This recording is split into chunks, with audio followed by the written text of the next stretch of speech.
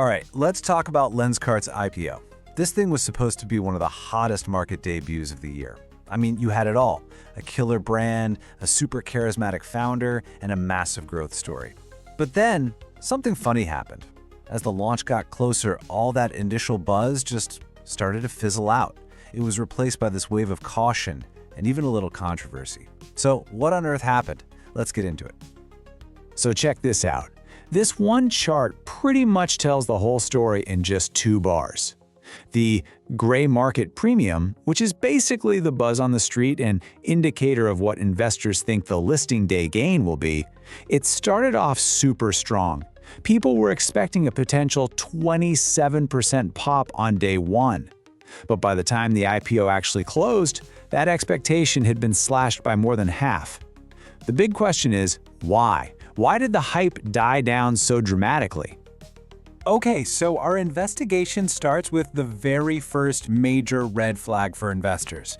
And trust me, it's a big one. The absolutely sky-high valuation the company was asking for. And here it is.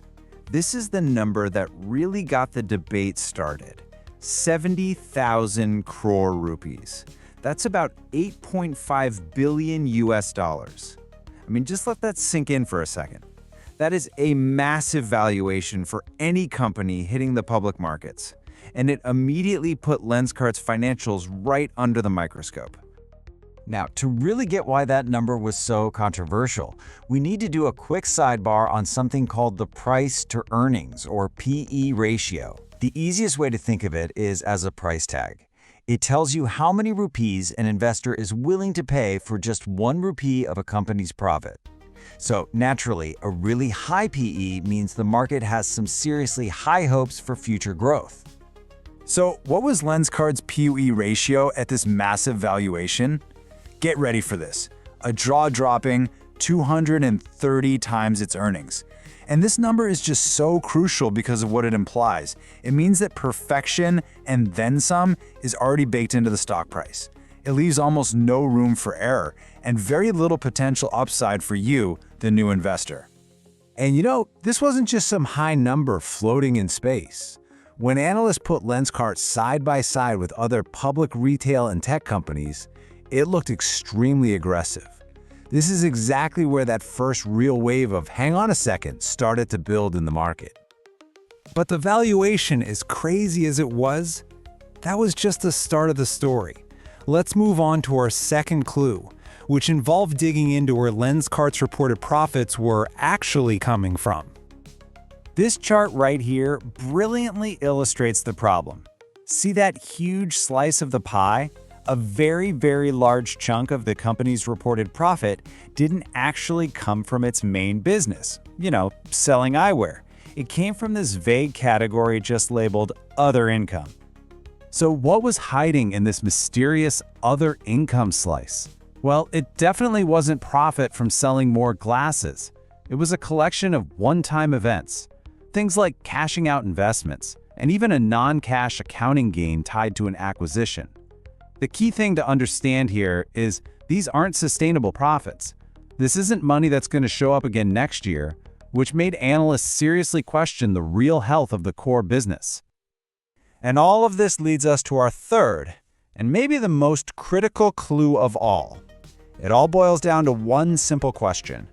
Who was this IPO really for? You see, a huge part of the IPO wasn't about raising new money to help Lenskart grow.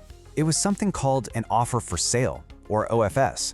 This is basically a mechanism that lets the existing shareholders, we're talking founders and early private investors, sell their own shares to the public and walk away with the cash. And the numbers here? Wow. They really highlight the controversy. Reports came out showing that the promoters got their shares at a valuation roughly 8 times lower than what they were about to offer to the public, just a few months before the IPO.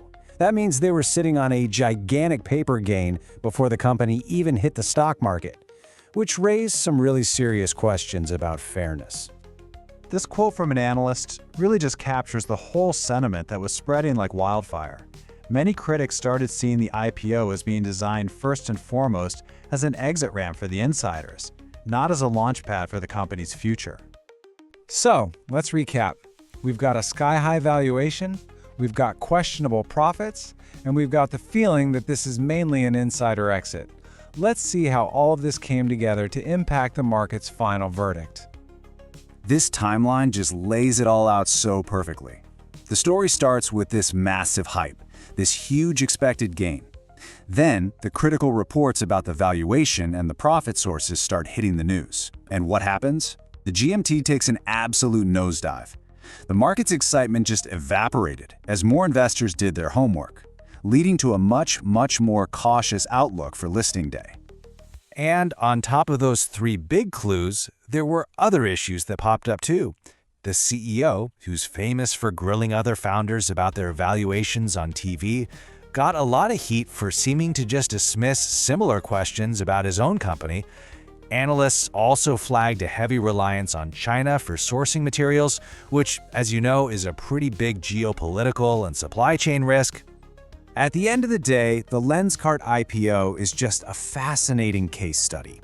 It had a fantastic story, right? But when investors looked past the story and dug into the substance, the numbers, the structure, where the profit was coming from, that whole narrative started to change.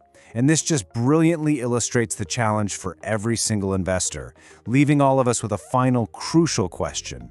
When the next big IPO comes along, how do you separate the story from the substance?